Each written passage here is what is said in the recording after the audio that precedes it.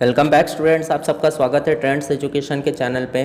तो इस वीडियो में हम जॉइंट स्टॉक कंपनी के बारे में देखेंगे। हमने जॉइंट हिंदू फैमिली बिजनेस को ख़त्म कर लिया है, हमने पार्टनरशिप बिजनेस को ख़त्म कर लिया है, हमने सोल ट्रेडिंग कंसर्न को ख़त्म कर लिया।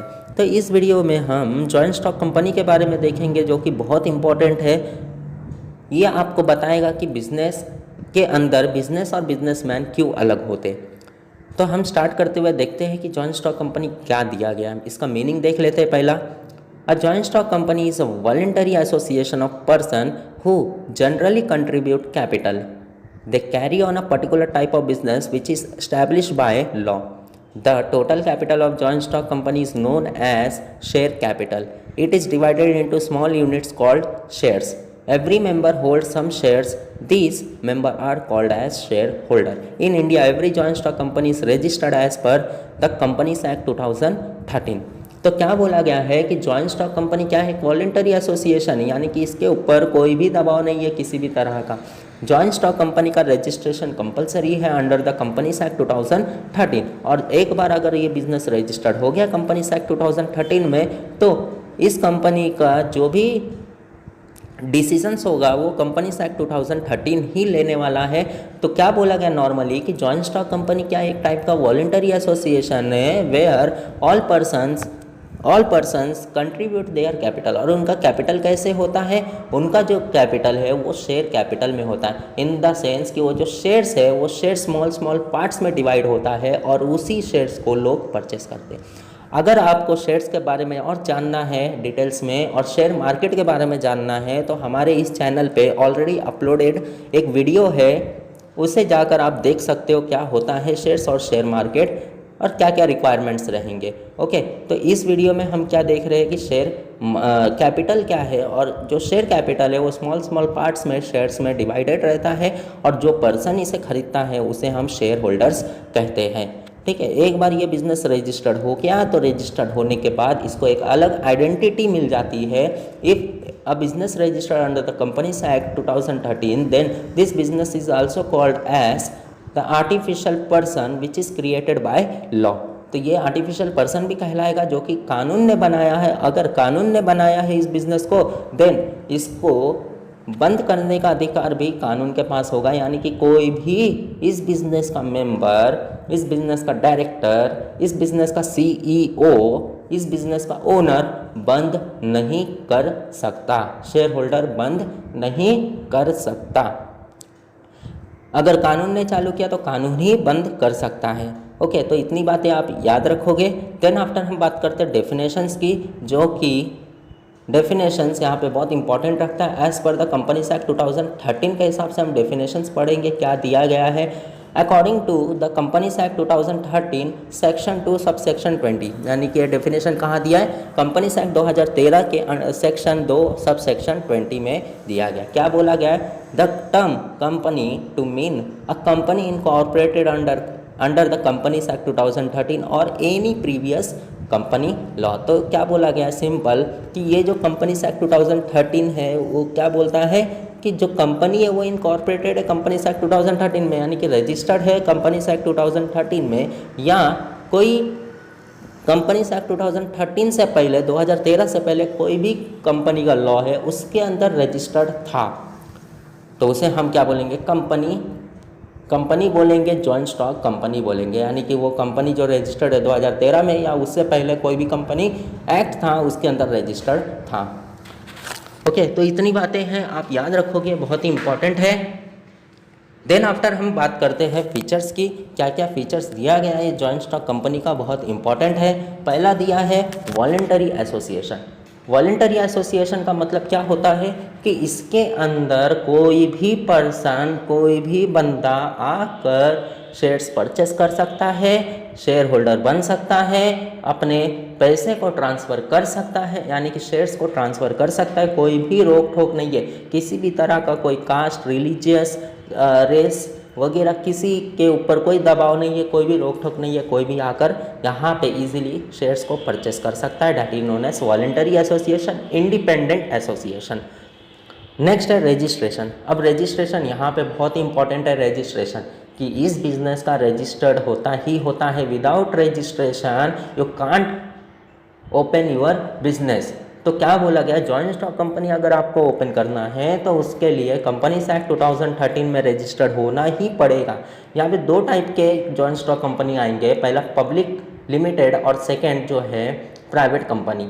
तो पब्लिक कंपनी की अगर मैं बात करूँ तो वो रजिस्टर्ड होने के बाद उसको दो सर्टिफिकेट की ज़रूरत पड़ेगी, पहला इनकॉर्पोरेटेड या इनकॉर्पोरेशन सर्टिफिकेट और दूसरा जो होगा ट्रेडिंग सर्टिफिकेट।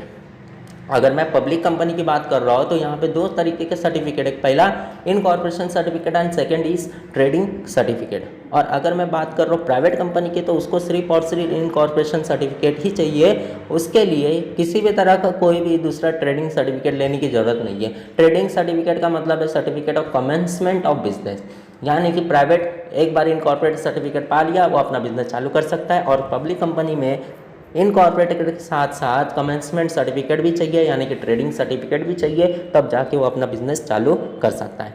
नेक्स्ट है रजिस्टर्ड ऑफिस। अब रजिस्टर्ड ऑफिस का मतलब है कि जो बिजनेस का हेड ऑफिस होगा that head office is known as registered office. क्यों? क्योंकि वहीं पे बिजनेस के सारे documents, important meetings, annual report, जितने भी बुक्स है, articles of association, memorandum of association, ये सब के सब रजिस्टर्ड ऑफिस में होने वाला है, यानी कि हेड ऑफिस में ही होने वाला है। नेक्स्ट है आर्टिफिशियल लीगल पर्सन। हमने बात किया था अभी थोड़ी देर पहले कि आर्टिफिशियल लीगल पर्सन क्या होता है। आर्टिफिशियल लीगल पर्सन मतलब बनाया हुआ इंसान। अब बनाया किसने है? कानून ने बनाया है, लॉ ने बनाया, यानी कि this company is also called as artificial person which is created by the law. तो ये जो है पर्सन माना गया, मतलब इसका जो है ये किसी भी कॉन्ट्रैक्ट में इजीली एंटर कर सकता है किसी थर्ड पर्सन के साथ। नेक्स्ट है सेपरेट लीगल स्टेटस। अब सेपरेट लीगल स्टेटस की बात करें, यानी कि इस बिजनेस के अंदर एक बार रजिस्ट्रेशन हो गया, मतलब मेंबर यानी कि शेयर होल्डर और बिजनेसमैन, मतलब शेयर होल्डर को बिजनेसमैन कहेंगे। तो जो बिजनेसमैन है और जो बिजनेस है, यानी कि जॉइंट स्टॉक कंपनी चाहे प्राइवेट हो या पब्लिक हो, ठीक है, तो बिजनेसमैन और बिजनेस दोनों ही क्या है? अलग है। अगर बिजनेस के ऊपर कुछ भी आपदा आती है तो बिजनेसमैन को कोई फर्क नहीं पड़ेगा, और बिजनेसमैन के ऊपर कोई भी आपदा आती है तो बिजनेस को फर्क नहीं पड़ेगा। यानी कि the businessman and business both are different, यानी कि इस बिजनेस के अंदर joint stock company have a legal existence where a separate legal entity apart from its member. तो क्या बोला गया है कि बिजनेस और बिजनेसमैन सिंपल अलग है, जॉइंट स्टॉक कंपनी अलग है, उसके मेंबर्स अलग है। नेक्स्ट है कॉमन सेल। कॉमन सेल की अगर मैं बात करूँ, common seal in the sense simple language में बात करूँ तो बिजनेस का सिग्नेचर किस फॉर्म में होगा? उसके स्टैम्प के फॉर्म में होगा, तो इसे ही बोलेंगे common seal. Common seal simple signature of the company, इसे याद रखना है। नेक्स्ट है लिमिटेड लायबिलिटी। हमने अब तक अनलिमिटेड लायबिलिटी ही देखा था, जहाँ पे क्या बोला गया था कि अनलिमिटेड लायबिलिटी जो होगा वो बिजनेस प्रॉपर्टी और पर्सनल प्रॉपर्टी दोनों में कोई फ़र्क नहीं पहचानता, दोनों ही एक थे। लेकिन लिमिटेड लायबिलिटी में बिजनेस की प्रॉपर्टी अलग है और बिजनेसमैन की प्रॉपर्टी अलग है। बिजनेस प्रॉपर्टी के ऊपर कोई आपदा आता है तो बिजनेस ही समझे, बिजनेसमैन के ऊपर कोई आपदा आता है तो बिजनेसमैन ही समझे। तो वही बोला गया लिमिटेड लायबिलिटी, लेकिन शेयर्स जितना भी परचेस किया होगा बिजनेसमैन ने तो उसके शेयर्स कहाँ तक लिमिटेड होंगे? सिर्फ और सिर्फ जितना पैसे का उसने परचेस किया है उतने तक ही। भले ही बिजनेसमैन ने जो शेयर्स का पैसा देना है लेकिन दिया नहीं, और नहीं दिया है मतलब फ्यूचर में देगा, तो अगर बिजनेस लॉस में जाता है तो फ्यूचर में उसको वो पैसा देना पड़ेगा बिजनेस को, ठीक है।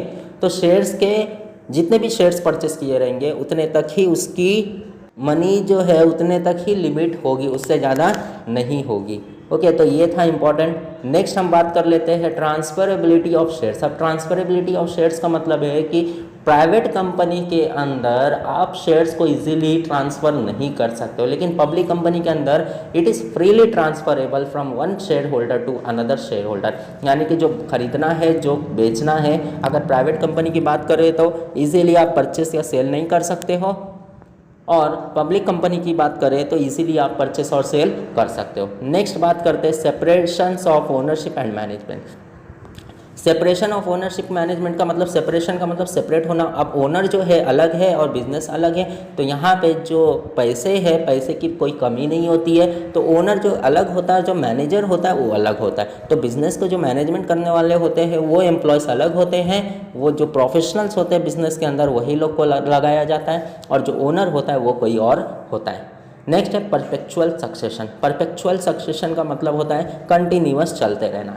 जैसे मैंने अभी बताया कि भले ही ओनर के साथ कुछ भी हो जाए, ओनर जो है मर जाए, ओनर जो है भाग जाए, ओनर जो है पागल हो जाए, रिटायर हो जाए, कुछ भी हो जाए ओनर के साथ, बिजनेस नहीं रुकेगा, बिजनेस चलते ही रहेगा। ठीक है, तो that is known as perpetual succession. Next है मेंबरशिप। अब मेंबरशिप की बात करें तो पब्लिक कंपनी और प्राइवेट कंपनी, ये दो में डिवाइडेड है मेंबर।